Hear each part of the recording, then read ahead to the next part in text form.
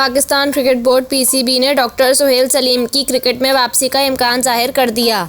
ज़राए के मुताबिक चीफ मेडिकल ऑफिसर की मौजूदगी में पीसीबी ने director medical and sports science का ओहदा मुतारिफ करा दिया, जिसके लिए doctor Suhail Saleem director medical and sports science के ओहदे पर वापस आ सकते हैं।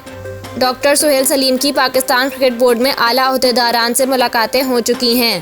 पीसीबी ने director medical and sports sciences समेत 6 ओहदों के लिए इश्तिहार जारी कर दिया है। सिक्योरिटी एंड एंटी करप्शन के कंसल्टेंट, डायरेक्टर और जीएम के लिए भी इश्तिहार दिया गया है।